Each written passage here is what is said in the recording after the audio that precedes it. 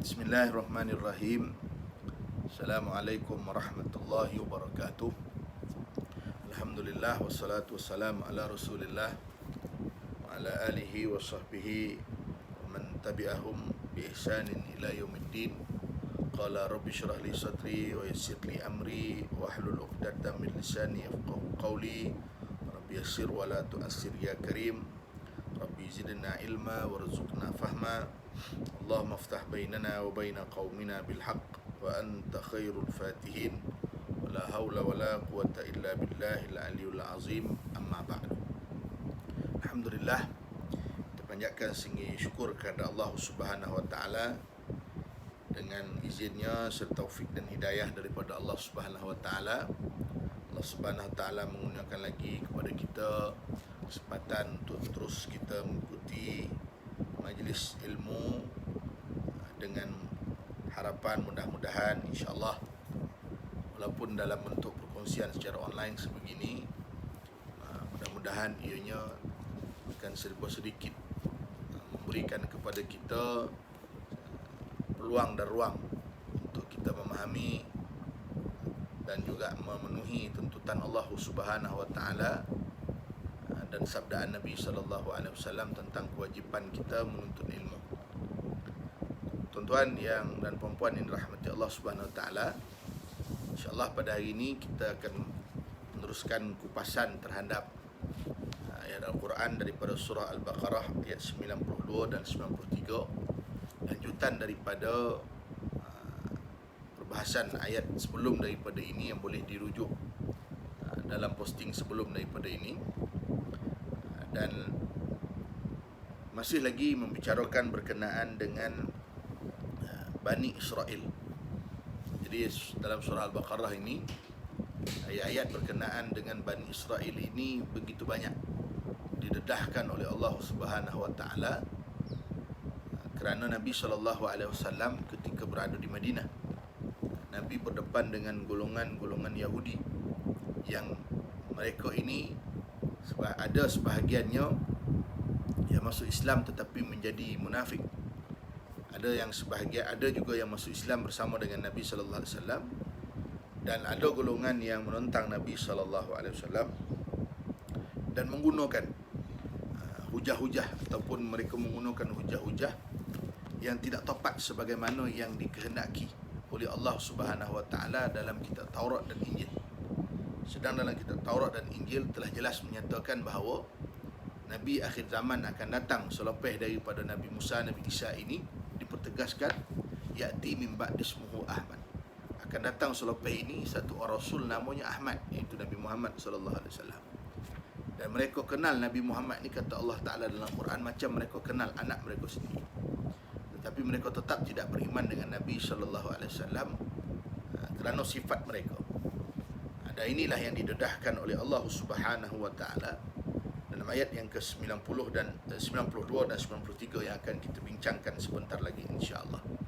Di sebelum itu jangan lupa untuk kita subscribe channel YouTube ini dan kongsikan kepada yang lain agar ianya mudah-mudahan menjadi pahala yang mengalir buat tuan-tuan yang berkongsi dan juga bermanfaat kepada orang lain insya-Allah. A'udzubillahi minasyaitonir rajim. Walaqad ja'akum Musa bil bayyinati summa attakhaztumul ajla min ba'dihi wa antum zalimun. Allah menyebut seterusnya, apabila telah datang kepada kamu Nabi Musa membawa bukti-bukti kebenaran, namun malangnya kamu selepas pemergiannya, yang ini menghadap Allah Subhanahu wa taala, menjadikan anak lembu sebagai sembahan. Memang sebenarnya kamu adalah orang-orang yang zalim. Baik. Ayat Allah Subhanahu wa taala menyebut walaqad ja'akum. Ini dalam bentuk qasam, dalam bentuk penegasan ataupun dalam bentuk sumpah. Demi sesungguhnya telah datang kepada kamu. Ini suatu penegasan daripada Allah Subhanahu wa taala, benar-benar telah qad. Perkataan qad itu menunjukkan kesungguhan. Qad ja'akum.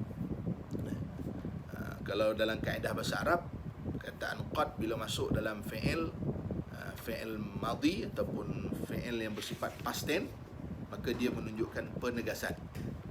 Kalau kalimah qad kemudian masuk dalam fi'il mudhari', dia akan dengan maksud kadang-kadang.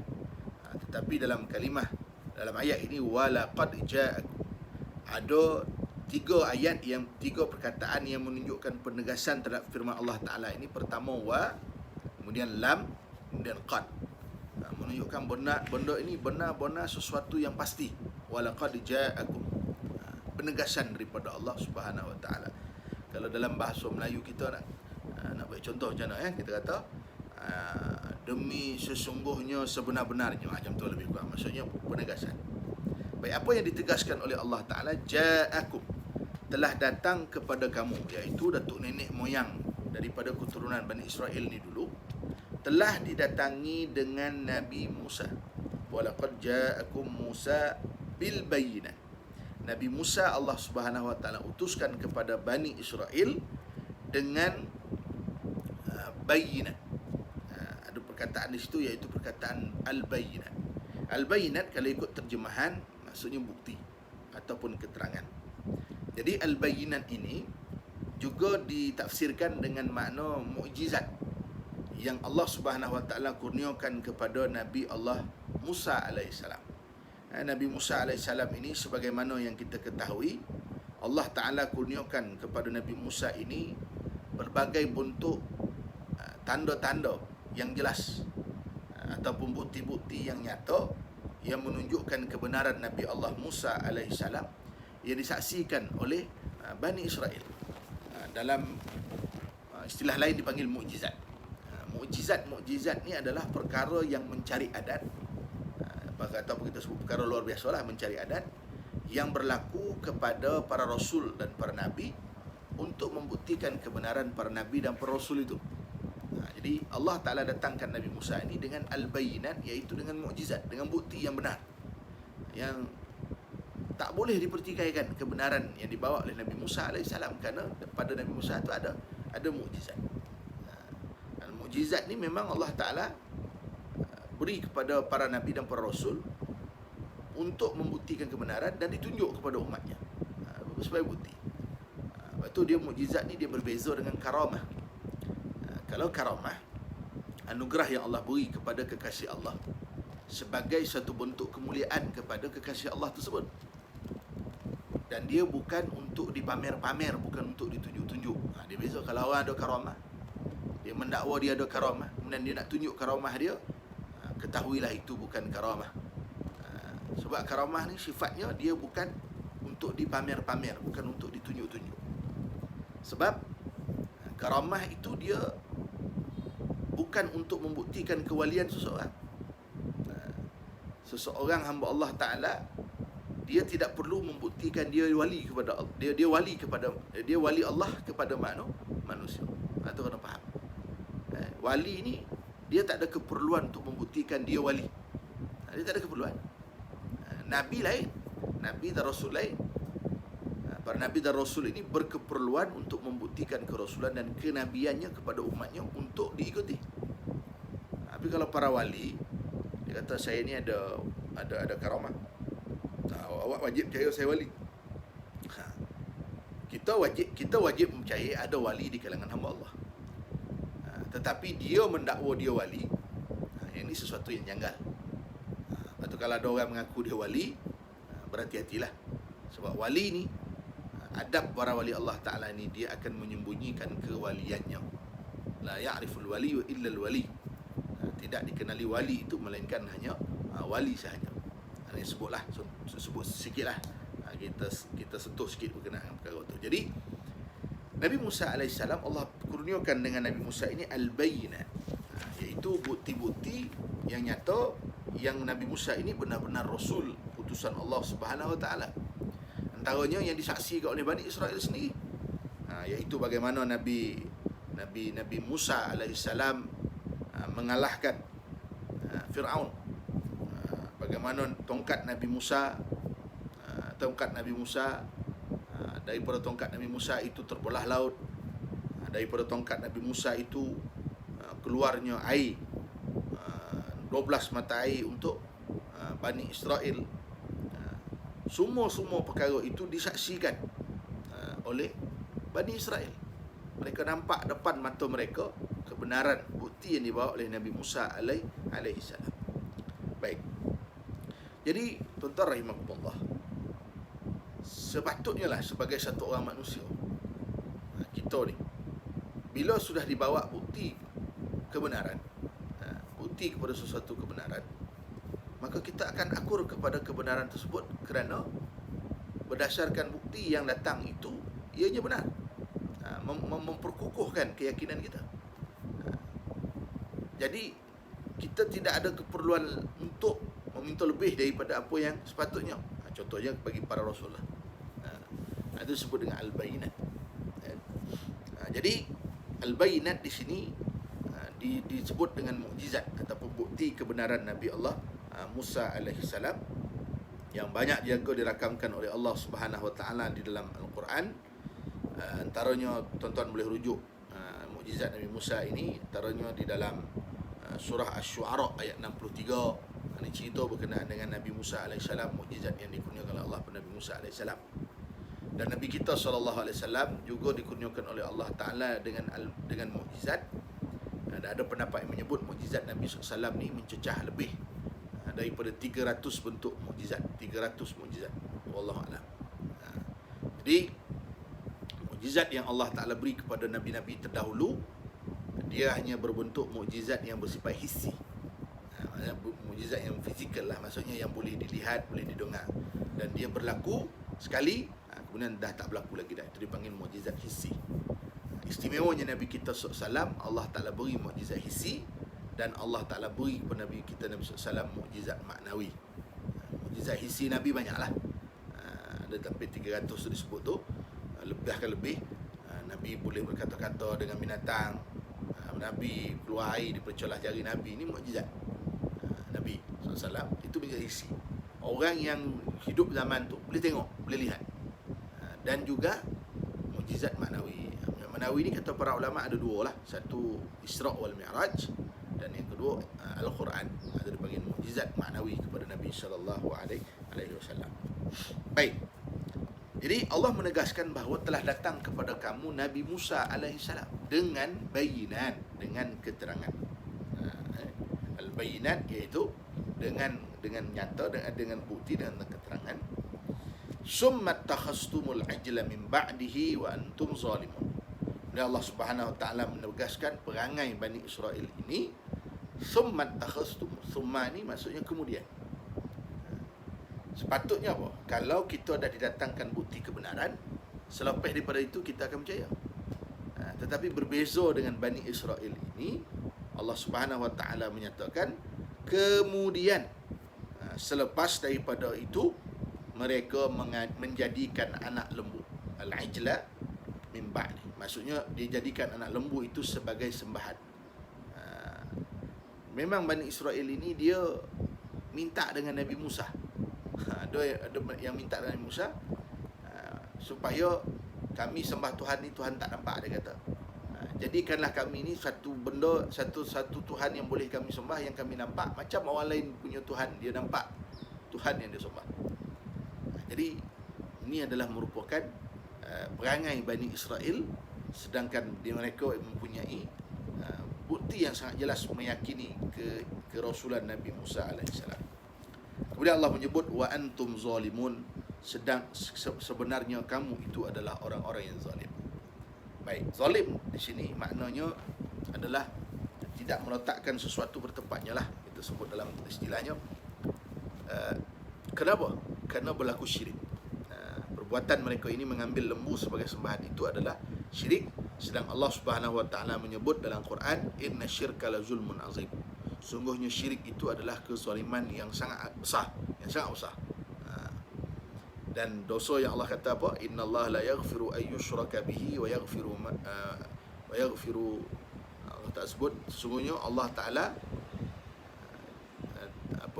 Allah ampun dosa lain, tapi Allah tak ampun dosa syirik.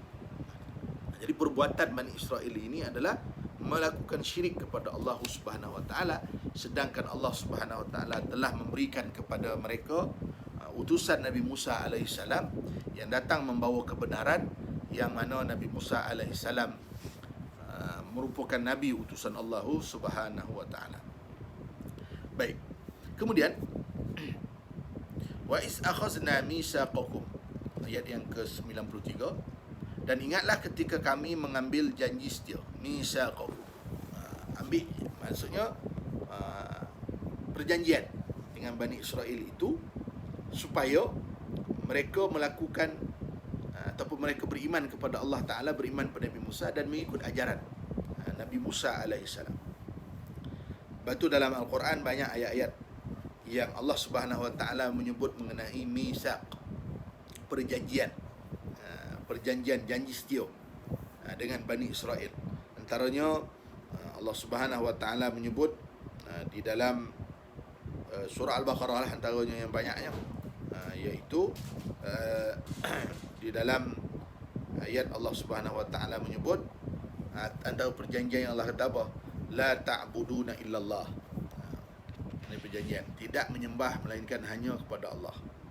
Kemudian wabil walidaini ihsana, berbuat baik kepada kedua ibu bapanya, berbuat baik kepada kedua ibu bapa, kaum kerabat, wazil qurba, wal yatama, anak-anak yatim, wal masakin, dan orang-orang miskin, wa qulu lin-nasi husna, dan berkata kepada manusia dengan perkataan yang baik, wa aqimus salah, dirikan salat, wa atuz zakah, dan tunaikan zakat. Ini antara apa yang disebut sebagai mitsaq, perjanjian. Banyak ayat Quran Allah Ta'ala memperingatkan Bani Israel tentang perjanjian mitsaq, dan mereka mengambil perjanjian tersebut. Wa iz akhazna, dan ingatlah ketika mana kami mengambil janji setia daripada kamu. Maknanya Bani Israel itu sudah bersumpah, sudah berjanji untuk mereka melakukan ataupun berpegang teguh kepada perintah Allah Subhanahu Wa Ta'ala. Wa rafa'na fawqakum at-tur, dan kami angkat bukit Tur Sina di atas kamu. Maksudnya perjanjian yang Allah Ta'ala beri ataupun yang diambil oleh Allah Ta'ala ataupun yang dilakukan oleh Bani Israel itu bukan sekadar satu bentuk perjanjian yang diikat dengan suatu kepercayaan saja, tapi lebih besar daripada itu apa? Diangkat Tur Sina itu, bukit Tur Sina itu ke atas mereka. Maksudnya mereka menerima perjanjian itu dengan keadaan mereka diletakkan bukit Tur Sina di atas mereka. Jadi boleh bayangkan betapalah korehnya Bani Israel ini. Satu perjanjian yang dibuat sehingga mereka dituntut untuk berpegang pada janji itu dalam keadaan Allah Subhanahu Wa Ta'ala mengangkat bukit Tur Sina ke atas mereka. Kemudian disebut khuzu ma atainakum biquwwatin wasma'u. Allah berfirman, berpegang teguhlah dengan apa yang kami berikan kepada kamu dan dengarkanlah.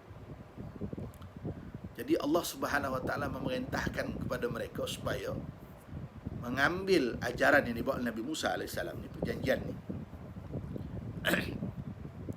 Kemudian Allah perintahkan wasma'u, dan dengarlah.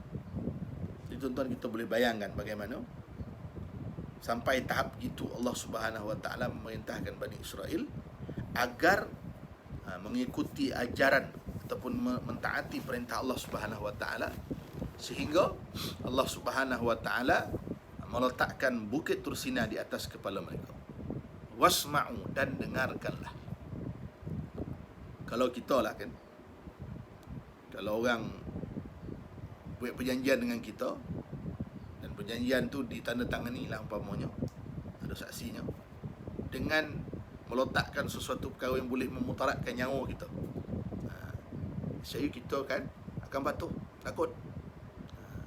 Tapi Bani Israel ini tidak begitu. Jadi kita boleh bayangkan bagaimana kedegilan Bani Israel ini, sebagaimana yang diterangkan oleh Allah Ta'ala dalam Al-Quran. Baik.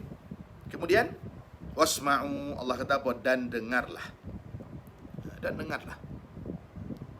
Kenapa Allah Subhanahu Wa Ta'ala sebut dengar? Kenapa tak sebut ambillah, beramallah?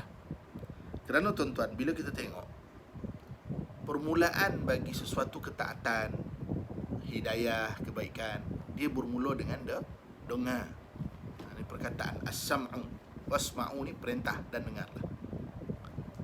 Perkataan as-sam'u dalam Al-Quran begitu banyak, sehingga dikatakan perkataan as-sam'u ni, daripada perkataan sami'a ni, dia punya kalimah sama ada dalam bentuk sami'na ke, as-sam'u ke, pendengaran ke, mendengar ke apa ke, diulang sebanyak 185